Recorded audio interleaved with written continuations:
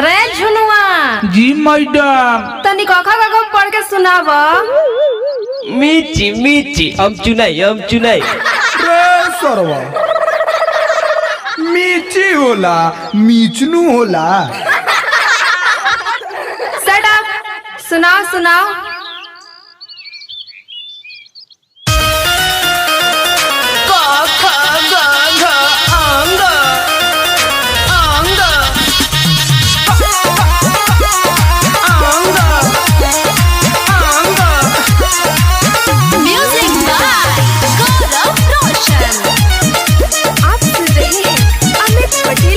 आवाज में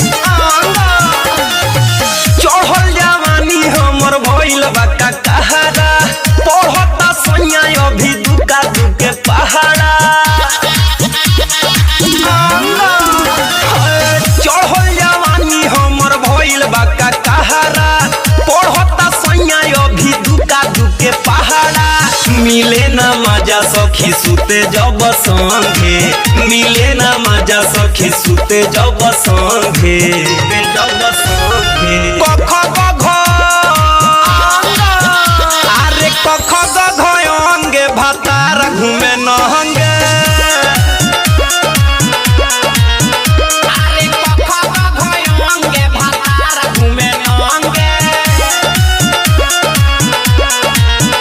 हाँ कख गघ अंगे भातार घूमे नहंगे।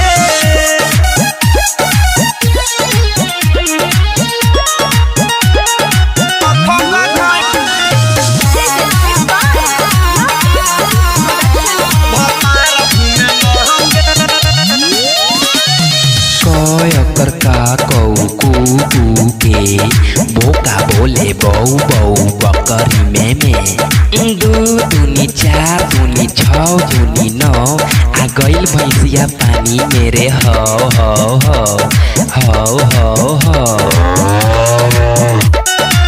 चौसे ना चढ़ेला छो से छुएला जसे जवानी के ना पानी चुएला। चौसे ना चढ़ेला छो से छुएला जसे जवानी के ना पानी चुएला। झसे नाही झूला के रसगुल्ला चिखता तथ तो धन से अभी नीमू सीखता। पसे पपीता छोड़ी पढ़ेला पतंगे पसे पपीता छोड़ी पढ़ेला पतंगे अरे कख गघ हाय हाय कख गघ अंगे भातार घूमे नहंगे। अरे कख गघ अंगे भातार घूमे नहंगे। अरे कख गघ अंगे भातार घूमे नहंगे। भातार घूमे नहंगे। म्यूजिक बाय गौरव रोशन। भातार घूमे नहंगे। आप सुन रहे हैं अमित पटेल की आवाज में। सैया हमार बाबे मिलल चोहा कहो मन करे अगुआ के नो चली ही ना कहो। सैया हमार बाबे मिलल चोहा कहो मन करे अगुआ के नो चली ही ना कहो। भातारा अमित पूरा चित बावे हो परदीप दीवाना ओकर हित बावे हो। करेला काम सब सखी रे बेढंगे करेला काम सब सखी रे बेढंगे। अरे कख गघ कख गघ अंगे भातार घूमे नहंगे।